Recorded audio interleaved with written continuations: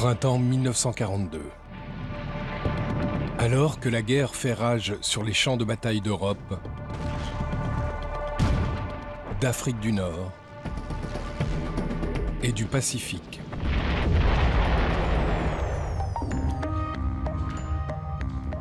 Adolf Hitler s'installe dans son nouveau bunker, la tanière du loup. Les gens meurent dans le monde entier par la faute d'Hitler. Et plutôt que de se concentrer sur l'énormité de ce problème, il se renferme sur son microcosme. Il choisit les activités les plus insignifiantes et s'y entraîne encore et encore. Faire obéir ses chiens à la perfection, par exemple.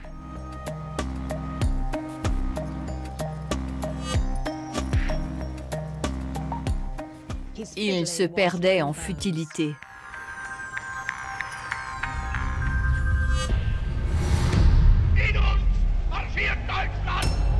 Hitler. Qui était l'homme derrière le monstre? Il y a tellement d'aspects de son histoire qui sont incohérents. Un adolescent solitaire, devenu héros national. C'était le Messie pour les Allemands. Comment y est-il parvenu?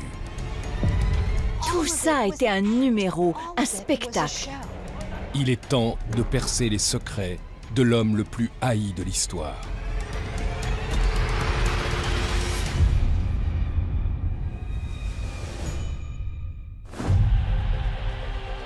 Pendant près de 10 ans, Hitler savoure son succès en tant que chef suprême de l'Allemagne. Mais le sort de la guerre se retournera contre lui, entraînant des millions de morts et signant le début de sa chute.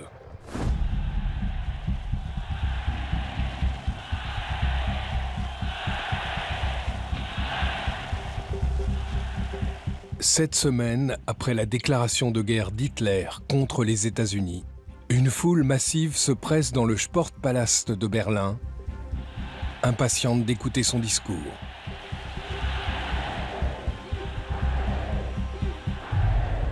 Il profite de son discours du Sportpalast pour réaffirmer sa prophétie.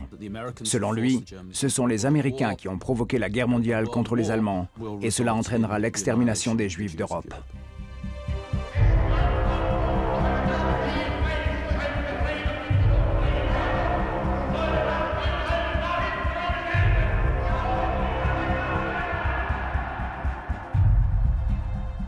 C'est le lancement de son gigantesque programme d'élimination de masse qui est sur le point de commencer. À la menace formulée par Hitler dans sa prophétie de 1939, sont venus succéder des actes concrets.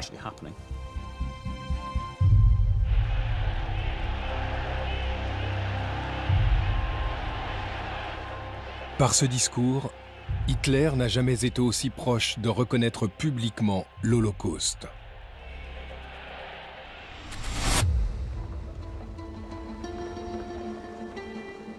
Trois ans plus tôt, Hitler avait appuyé le programme d'euthanasie du parti nazi, destiné à assassiner les citoyens allemands souffrant de handicaps physiques et mentaux. Le programme T4 était l'un des éléments les plus profondément dérangeants des premières années du Troisième Reich. Et Hitler y était directement associé. Le peuple allemand s'y était opposé. Et à Hitler par association. Il a su en tirer les conséquences.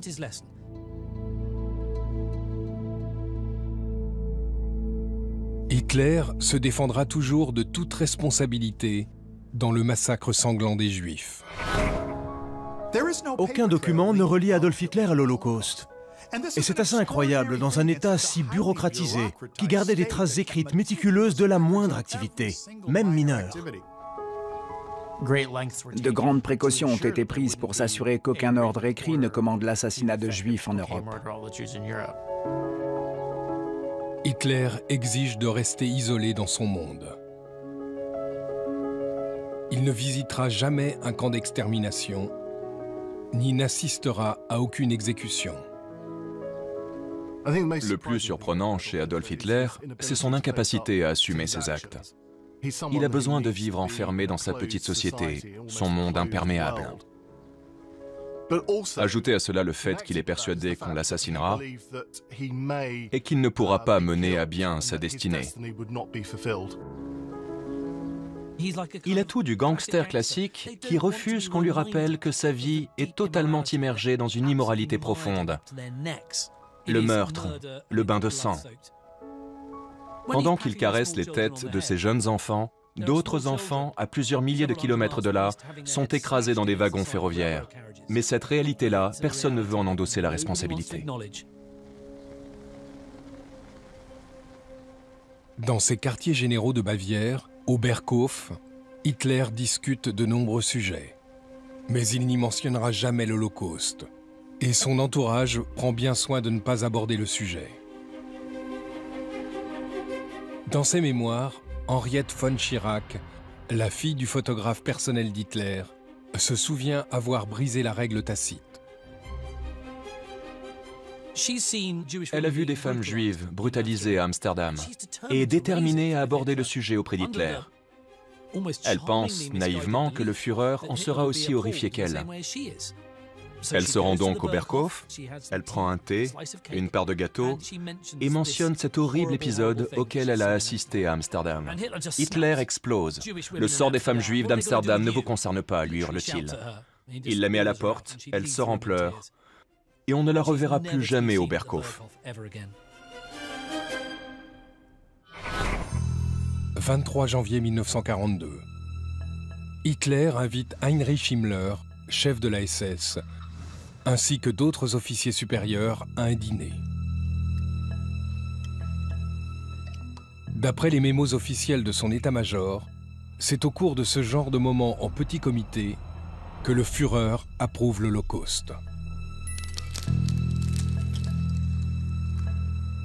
Sans jamais donner un ordre direct.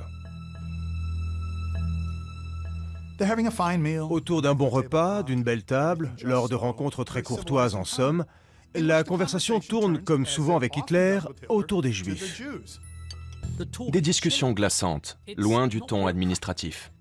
Hitler disant « Si je demande aux Juifs de partir de leur plein gré et qu'ils refusent, alors je ne vois pas d'autre option que l'extermination. »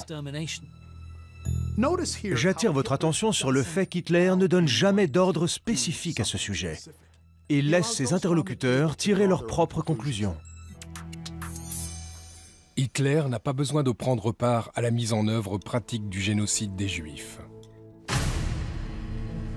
Il sait qu'Heinrich Himmler s'en chargera. Il met en œuvre les intentions profondes du Führer. Tout le monde sait ce qu'Hitler pense des Juifs. Et pour s'attirer ses faveurs, ils n'attendent même pas les ordres. Au fil de la guerre, la plus radicale des solutions est adoptée par l'Allemagne nazie. Différents organes et individus se disputent la proximité d'Hitler et sa bénédiction pour mettre en œuvre leurs idées. La SS est choisie pour se charger de la question juive, parce qu'Himmler est alors le favori d'Hitler. Pour connaître le fond de la pensée d'Hitler, il suffit d'observer Himmler.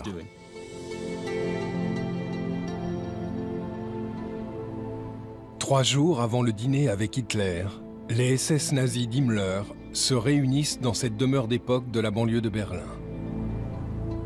À l'ordre du jour, la solution finale à la question juive.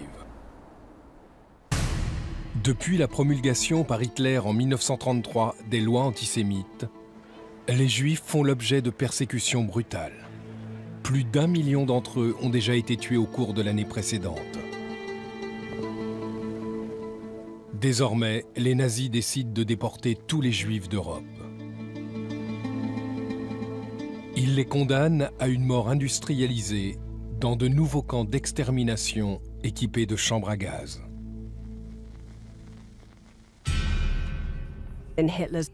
Dans son testament, Hitler précise bien qu'il est extrêmement fier de la façon dont les individus qui ont été tués pour la grandeur de l'Allemagne l'ont été de manière humaine. Il pense que l'emploi du gaz est une façon propre de tuer les gens.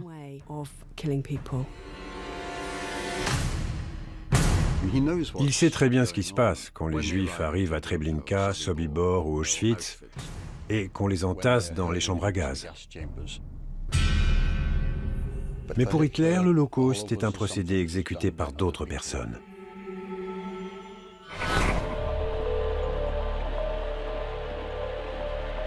Hitler enchaîne les victoires à la tête de l'Allemagne pendant près d'une décennie.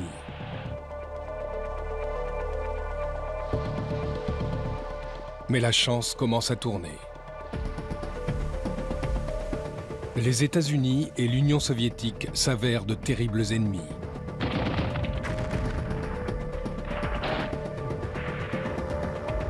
Mais Hitler ne se laisse pas abattre. Pour Hitler, c'est une guerre d'anéantissement, un choc des civilisations, un choc des races, dans lequel seul vaut la victoire. Soit l'Allemagne, soit l'Union soviétique sera vouée à la destruction.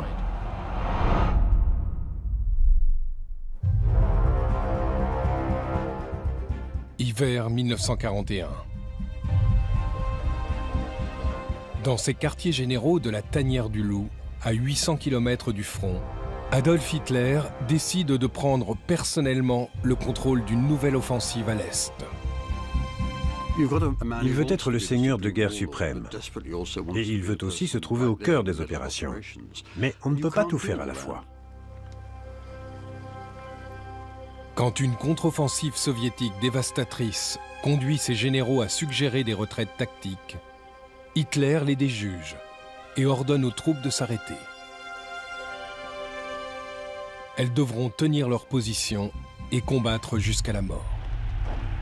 En termes humains, les coûts sont extrêmement élevés. Des centaines de milliers d'hommes sont tués.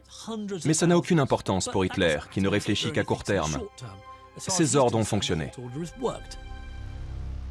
La stratégie d'une retraite tactique, connue de tous les commandants militaires, est parfois nécessaire dans certaines circonstances. Mais pour Hitler, c'est irrationnel. Ça risquerait de saper leur morale. C'est impensable. Il se met à s'interroger sur les capacités de ses généraux. Il a toujours eu une relation fragile avec eux. Tant que les choses se passent bien, il les laisse faire. Mais dès qu'elles se corsent un peu, il reprend la main.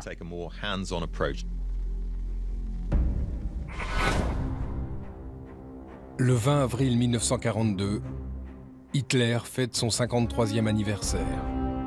Il est bien déterminé à affermir son assise sur le commandement militaire et refuse de quitter la Tanière du Loup. Ses dirigeants politiques et militaires se voient contraints de l'accompagner. Hitler est un vrai maniaque. Il veut avoir le contrôle sur tout. Il doit en permanence exercer sa domination sur tout le monde, sans aucune exception. C'est quelqu'un qui, enfant, vivait sous le joug d'un père autoritaire, qui le battait et l'humiliait. Hitler a donc commencé sa vie dans une position d'extrême faiblesse et il refuse absolument de revivre cette expérience. Tout le monde a l'air de sourire. Mais on peut détecter quelques signes non verbalisés qui suggèrent que tout ne va pas pour le mieux et qu'il y a une grande tension sous-jacente. Arrêtons l'image. Cet homme serre la main d'Hitler et on peut remarquer un détail très révélateur. La distance entre eux deux que l'officier cherche à réduire. On a tendance à s'approcher des personnes qu'on apprécie. Il essaye de se rapprocher, mais Hitler y est clairement très réticent. Là, vous voyez comme il s'approche? Il essaye de lui faire passer un message tacite. Laissons-le passer derrière nous. On a pu avoir nos désaccords, mais c'est oublié. Redevenons amis. Cet homme est le ministre nazi des Affaires étrangères, Joachim von Ribbentrop, qui s'oppose fermement à l'invasion de l'Union soviétique. Cet homme en arrière-plan tente de lire la situation. Il sent bien qu'il y a une tension. Cet anniversaire n'est pas joyeux. Il y a une espèce de situation sous-jacente qui nous indique qu'on assiste peut-être au début de la rupture entre Hitler et ses généraux.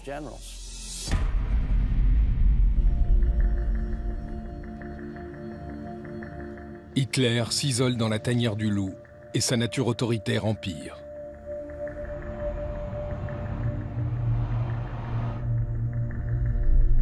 Il passe ses journées à dresser son berger allemand, Blondie, et à s'immiscer dans la moindre décision militaire, si petite soit-elle.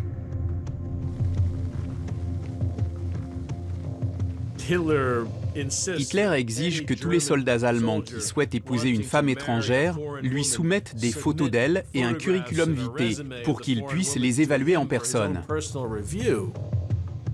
La folie le gagne. Il est capable de se laisser obséder par ce genre de détails minuscules alors même qu'une guerre titanesque fait rage.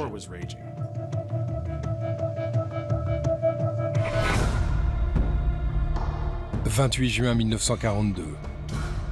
Hitler lance une nouvelle offensive à l'Est et exige d'avoir le dernier mot sur toutes les stratégies militaires.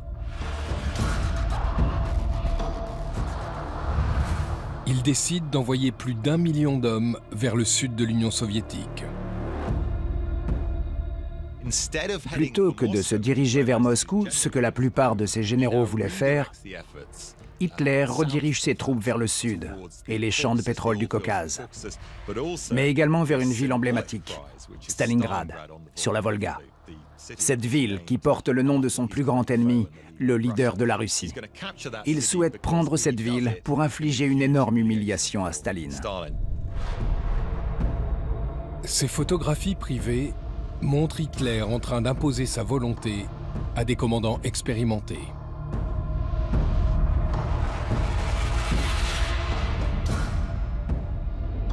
Hitler commande par procuration. Il dirige les armées par de grands gestes sur la carte de l'Union soviétique. C'est problématique pour les généraux allemands, qui sont des professionnels avisés. Ils auraient adopté une tactique militaire plus efficace. Ils se seraient retirés avant Moscou et regroupés pour pouvoir attaquer d'une position et à une date plus favorable. Ils ne se seraient pas lancés dans une bataille pour une ville sans autre réelle importance que le symbole. Ils connaissent les besoins logistiques et la difficulté de la gestion conjointe du temps et de l'espace, mais pas Hitler qui agit à l'instinct. « 11 jours après le début de la nouvelle offensive à l'Est, Hitler, contre l'avis de ses généraux, divise une de ses armées pour attaquer Stalingrad. Cette décision affaiblit ses forces dans le sud, qui peinent déjà à gagner du terrain. Dans un poste de commandement avancé, basé en Ukraine, la frustration d'Hitler bat son plein. Le climat est chaud et humide. Les nouvelles du front sont mauvaises. Hitler se tourne vers le chef de son état-major, le général Franz Halder, et lui dit « Vous ne connaissez rien à la guerre. Moi, j'ai été soldat sur le front de la Première Guerre mondiale. J'en connais plus que vous. Où étiez-vous pendant la Première Guerre mondiale? Assis sur la même chaise, devant la même table, à dessiner des cartes. Moi, j'ai un insigne des blessés. » Dans une décision sans précédent, Hitler renvoie le général Wilhelm List et prend en personne le commandement de son groupe d'armée. Le leader suprême de l'Allemagne se retrouve alors responsable de la logistique au jour le jour de 300 000 hommes. Hitler appelle ses commandants sur le front pour leur demander « Où sont disposés vos canons anti-tanks » À son aviation, il dit « Envoyez 3 avions de transport Ju-52 sur telle ou telle base. » Des tâches qui reviennent à des hommes formés pour ça, qui ont l'expertise technique nécessaire. Ce qui rendait l'armée allemande plus forte que toutes les armées européennes était une communication nette et précise entre les différents corps. Et Hitler foule aux pieds tous ces principes. Sous le commandement d'Hitler, l'offensive vers l'Est s'embourbe.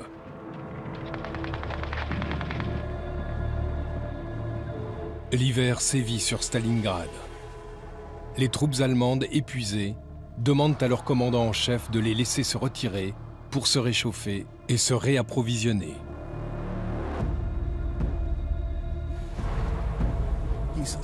Un jour, Hitler est assis dans le wagon-restaurant orné de palissandres de son train personnel. Et un autre train s'arrête.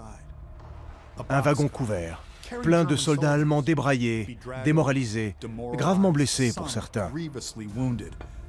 Ils reviennent de Stalingrad. En voyant ces épouvantails en lambeaux par sa fenêtre, la seule réaction d'Hitler a été de baisser son rideau.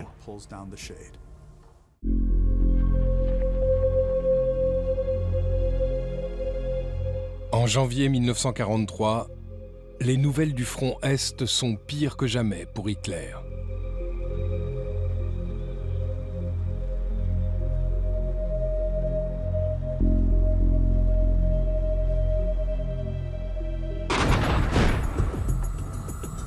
Après 5 mois de combats acharnés pour le contrôle de Stalingrad, les Soviétiques sont parvenus à encercler ses troupes.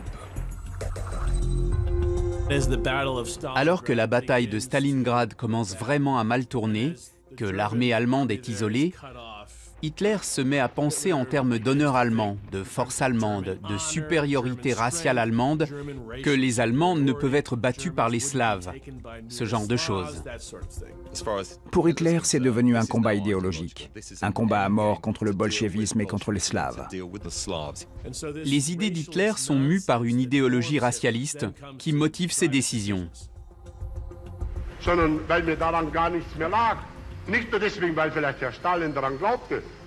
Das Entscheidende ist in diesem Krieg, wer den endgültigen Haken austeilt. Und da können Sie überzeugt sein, das werden wir sein. À ce stade, 50 000 soldats ont déjà péri au cours du siège de Stalingrad. Mais une fois encore, Hitler refuse d'autoriser son armée à se retirer. Les quartiers généraux d'Hitler semblent totalement inconscients de la réalité. Les hommes meurent de faim à Stalingrad. Ils ont vu mourir leurs camarades par des températures inférieures à 0. Et Hitler refuse de voir la réalité cataclysmique du terrain. La vision d'Hitler est forgée par les 4 années qu'il a passées sur le front dans les tranchées de la Première Guerre mondiale. C'est l'impression qui ressort à la lecture de Mein Kampf. Mais la vérité est différente parce qu'il dirige l'armée depuis une position très éloignée des lignes de front. Il n'a pas conscience du sacrifice auquel il livre ses soldats, parce qu'il ne partage rien avec eux. C'est assez ironique, parce que pendant le siège de Stalingrad, Hitler réprimande ses généraux pour n'avoir pas foulé le front pendant la Première Guerre mondiale. Et pourtant, la réalité du terrain lui échappe. Hitler a des attentes fantaisistes sur la capacité des soldats allemands qui ne tiennent aucunement compte des conditions atroces auxquelles ils font face sur le front Est. 22 janvier 1943. Hitler reçoit un appel désespéré d'un commandant allemand depuis l'intérieur de Stalingrad. Ces hommes sont encerclés, à court de munitions, et contraints de manger leurs chevaux pour survivre. Le général von Paulus demande l'autorisation de se rendre. C'est une requête parfaitement justifiée de la part d'un commandant militaire. Mais Hitler la refuse, toujours persuadé qu'il faut forger l'histoire, en faisant comprendre aux Russes que les Allemands ne se rendent jamais. Il insiste sur le fait que les soldats ne doivent jamais se rendre, quelles que soient leurs difficultés.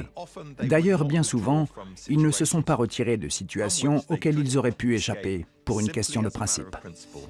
À l'échelle de toute la guerre, ça a été un véritable désastre. En nommant Paulus général feldmarschall, il attend de lui, comme de tous ses autres maréchaux, qu'il combatte jusqu'au dernier homme, la dernière cartouche, sinon qu'il se suicide. Hitler voit ses soldats comme les guerriers de son idéal supérieur. Mais eux sont bloqués sur un terrain gelé, à des milliers de kilomètres de chez eux, à tenter de manger des chevaux congelés. Quelques jours plus tard, le général von Paulus et ses troupes de Stalingrad se rendent. L'armée allemande a perdu près de 250 000 hommes dans la bataille. Pour Hitler, c'est la trahison ultime, la pire des lâchetés à laquelle pouvaient céder ses généraux, se rendre face à leur ennemi juré, les bolcheviks. Hitler est stupéfait que Paulus ne se soit pas mis une balle dans le crâne. Il déclare que le restant de la 6e armée aurait dû se regrouper et s'abattre mutuellement avec leur dernière cartouche.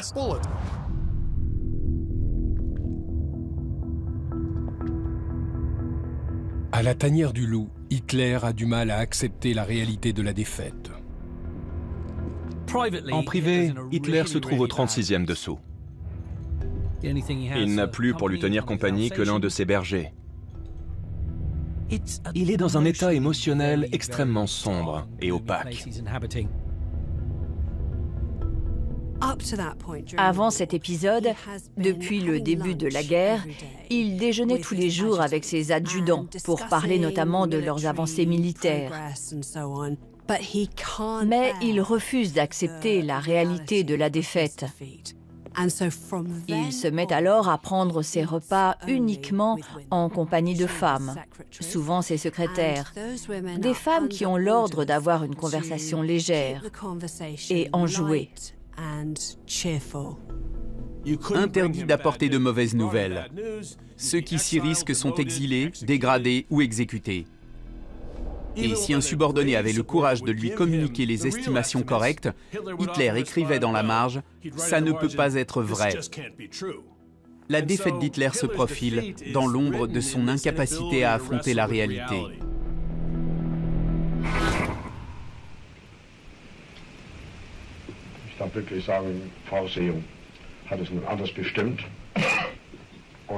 La portée de l'aveuglement d'Hitler a été captée sur un enregistrement secret, fait à son insu par un ingénieur du son.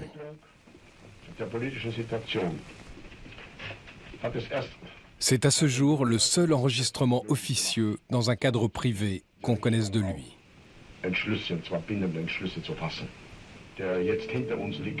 On entend Hitler expliquer au maréchal finlandais Carl Gustav Mannerheim pourquoi l'attaque de la Russie ne se déroule pas comme prévu.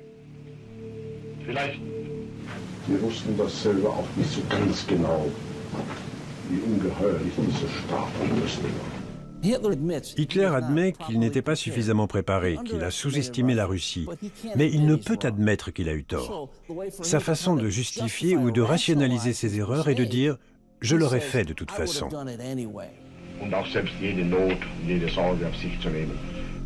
Quand Hitler dit que les Russes avaient 35 000 tanks, c'est clairement une exagération. En réalité, au maximum de ses capacités, l'armée soviétique compte seulement 23 000 tanks. Même dans le privé, entouré de gens de confiance, Hitler manipule la réalité. Ce sont des mensonges éhontés qu'il déclame avec un tel aplomb que les gens autour de lui les acceptent. 35 000 tanks? Oui, exactement. Et un peu plus tard, il a même l'audace de dire qu'ils ont réussi à abattre environ 34 000 de ces 35 000 tanks.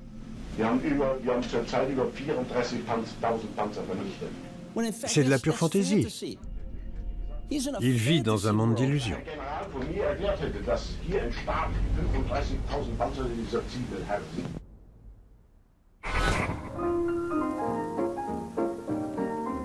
À l'été 1943, le déni de vérité d'Hitler donne le ton pour le régime tout entier.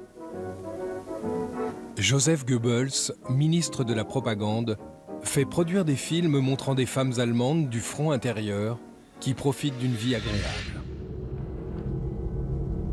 Mais quand Hambourg est détruite par les bombardements, Hitler ne peut plus maquiller la vérité.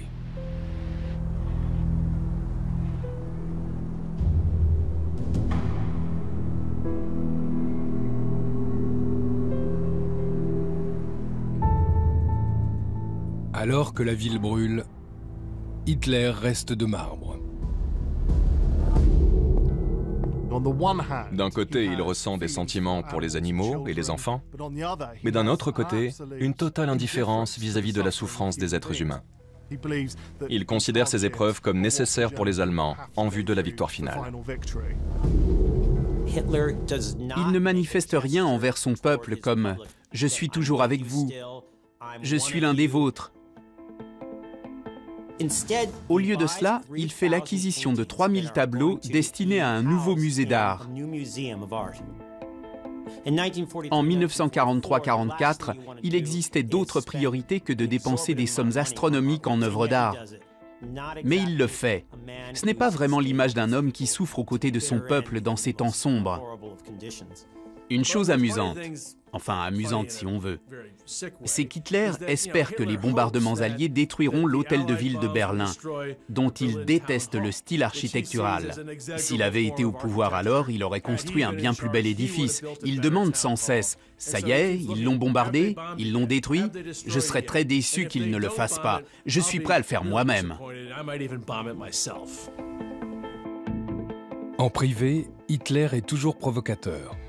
Mais plus la destruction progresse, plus il perd le goût des apparitions publiques. Cette mise en retrait de la part d'Hitler ne passe pas inaperçue. On voit même fleurir dans différentes villes des graffitis critiques envers le gouvernement, rapidement effacés bien sûr. Bien loin de sa verve habituelle, Hitler ne donne que 2 discours en 1943. L'un d'eux rapidement après la défaite de Stalingrad.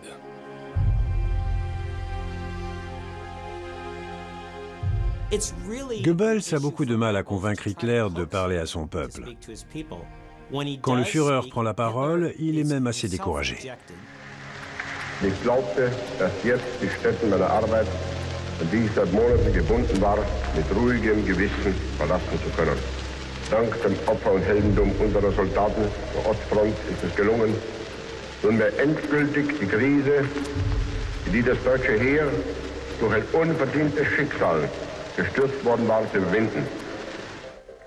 Le ton de ce discours est monotone comparé à d'habitude. Il n'harangue plus la foule. Une fois qu'Hitler perd sa capacité à soulever le peuple allemand par ses discours,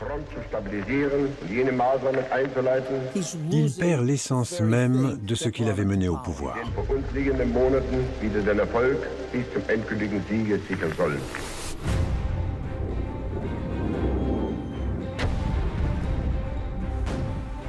« 9 juillet 1943. Les Alliés débarquent en Sicile et ouvrent un nouveau front à l'ouest. 16 jours plus tard, le plus proche allié d'Adolf Hitler, Benito Mussolini, est placé en garde à vue par son propre gouvernement. Le Führer tente de mettre sur pied un audacieux plan de sauvetage. Hitler est enthousiasmé par l'idée d'aller sauver Mussolini, comme un enfant fuyant la réalité. Pendant que la guerre tourne mal, il veut prouver sa valeur. Hitler se comporte comme un enfant. Il pense qu'en sauvant Mussolini et en le remettant à la tête d'un État fasciste, il pourra changer le cours de la guerre. Hitler entretient une relation très étrange avec Mussolini. Dans les années 30, il était l'un de ses disciples, un admirateur. Son objet préféré est d'ailleurs une photo dédicacée par le Duce. Hitler ressent une réelle affection pour Mussolini. Pourquoi ? Parce qu'il est le seul autre homme sur Terre à partager avec lui cette vision du dictateur brutal d'un pays fasciste européen. Leur relation s'est dégradée à la suite des échecs politiques et militaires de Mussolini. Et là, Hitler est en situation de lui sauver la mise. L'espionnage allemand informe Hitler que des messages interceptés révèlent que Mussolini est détenu dans les Alpes italiennes.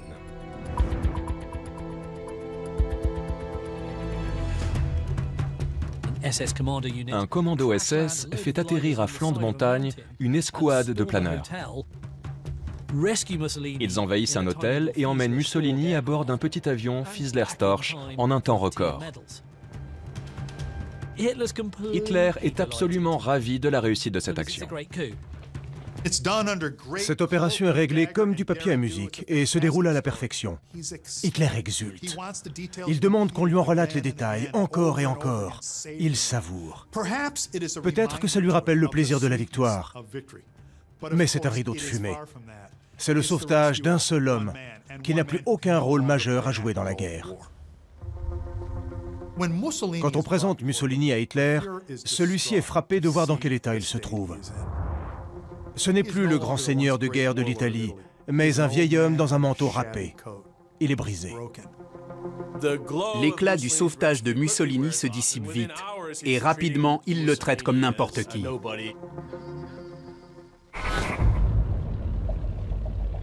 En septembre 1943, les forces d'Hitler occupent la plupart de l'Italie. Et malgré l'état de Mussolini, il est placé à la tête d'un gouvernement fantoche.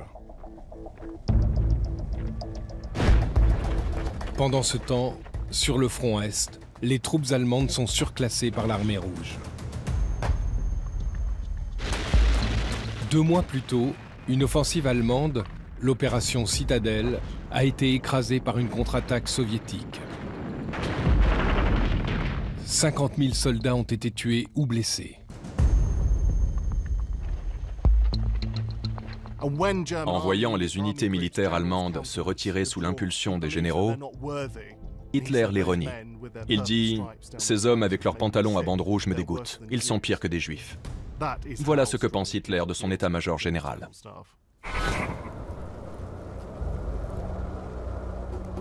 Pour l'un des plus anciens commandants d'Hitler, le sentiment est identique. Le Generalfeldmarschall Erich von Manstein critique ouvertement la tactique agressive du Führer.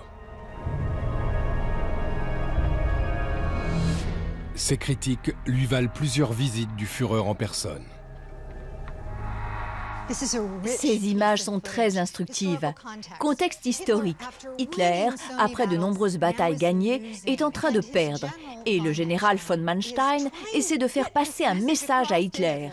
Il veut lui dire « De temps en temps, on a besoin d'une retraite tactique. » Mais Hitler n'aime pas cette idée. Il est obnubilé par l'idée d'avancer. Et on le remarque à l'image dans leur relation. Le général n'est pas content.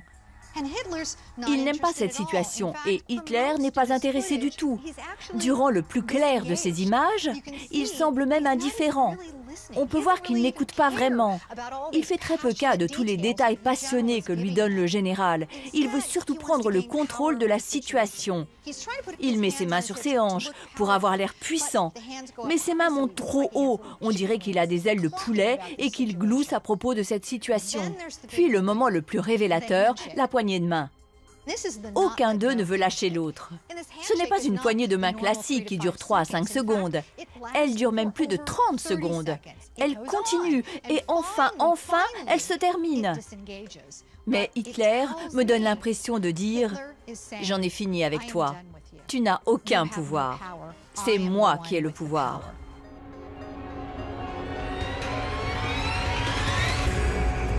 Hitler finira par renvoyer Manstein. Il est bien décidé à purger l'armée de quiconque s'oppose à lui, quand bien même seraient-ce ses meilleurs hommes. Les généraux Halder, Guderian et Rundstedt, héros de la campagne de France, sont également mis à pied. Hitler les remplace par des hommes inexpérimentés qui obéiront aux ordres. Certains de ces généraux reçoivent des pots de vin, en plus de leurs salaires normaux, de grosses sommes d'argent pour le soutenir. Hitler achète leur loyauté. Il les paye pour se taire et faire leur travail. Mai 1944, les forces ennemies convergent sur le Reich. L'armée rouge se trouve à moins de 700 km de Vienne, tandis que les Alliés se rapprochent de Rome et mettent sur pied en Angleterre une gigantesque force d'invasion. Mais Hitler retourne dans son quartier général alpin, le Berghof, où il se repose aux côtés de sa maîtresse, Eva Braun.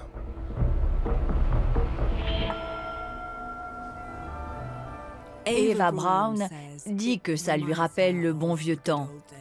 Des petites promenades avec les chiens, des projections de films le soir au coin du feu, une part de gâteau dans le salon de thé, des invités, des gens plein la terrasse allongés sur les chaises longues. Mais nous savons aujourd'hui qu'au cours de sa relation avec Eva Braun, comme à beaucoup d'autres moments dans sa vie, Hitler avait recours aux drogues.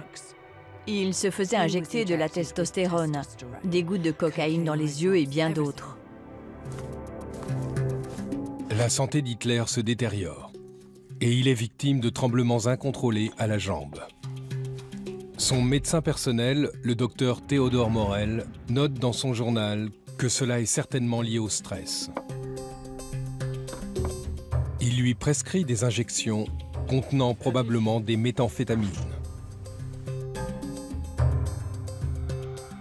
On a plus d'informations aujourd'hui que par le passé sur les drogues prises par Adolf Hitler.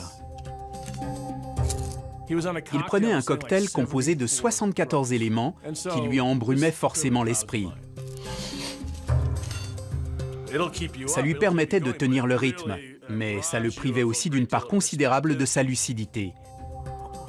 Il était devenu dépendant et tous les défauts qui étaient déjà les siens avant de prendre de la drogue ont été largement amplifiés par son addiction.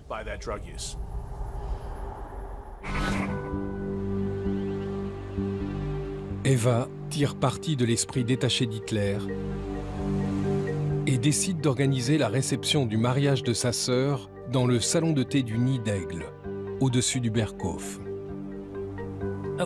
Dans les mariages ou les cérémonies, il occupait le rôle du parent un peu gênant, un peu bizarre, austère et absent. Là, il a les yeux légèrement vitreux et n'est plus vraiment présent. Il doit faire avec ses problèmes de santé, ses insomnies, ses soucis à propos de l'issue de la situation. Du point de vue de la propagande, ces images sont très fortes parce que le mythe d'Hitler s'est construit sur le fait qu'il était accessible. On entendait sa voix, on le voyait. Et alors que tout cela était nécessaire pour convaincre le peuple allemand qu'Hitler était toujours le leader de leur pays, il ne se montre plus du tout. Hitler installe son commandement militaire au Berghof. Tous les jours, il consacre quelques heures à des rendez-vous de stratégie militaire avec ses généraux dans une apparente routine.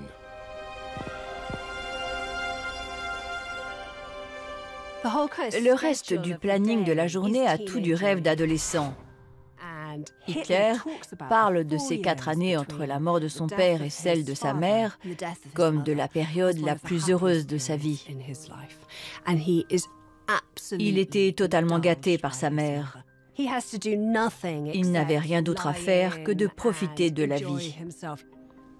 Et avec l'aide des drogues et des montagnes, il recrée cette période au Berghof. Il reste longtemps au lit, prend son petit déjeuner tard, voit son médecin, reçoit ses injections, ses comprimés. Avant le déjeuner. Ensuite, il se rend au salon de thé, mange des gâteaux et on le ramène en haut parce qu'il déteste faire de l'exercice. Au dîner, c'est encore un repas végétarien. Et là, grand moment de la journée, tout le monde se réunit autour du feu pour l'écouter parler. Il parle encore et encore d'art, de race, de musique, de végétarisme, d'histoire. Les gens doivent l'écouter parler. De nombreux témoignages racontent que c'était totalement désespérant. Il ne s'arrêtait jamais. On sert à nouveau des gâteaux, et il continue encore et encore, et personne n'a le droit d'aller se coucher avant qu'il ne s'arrête. Ça pouvait être à 2-3 heures du matin. 5 juin 1944. Fidèle à sa routine, Hitler veille tard. Il parle et regarde des films avec Eva, avant d'aller se coucher vers 3 heures du matin.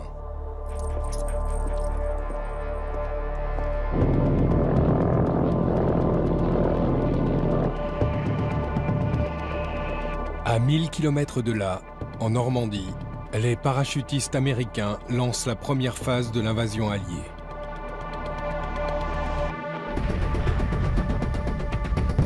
À 6h30, un rassemblement de forces alliées commence à débarquer sur les plages de Normandie. Le D-Day a commencé.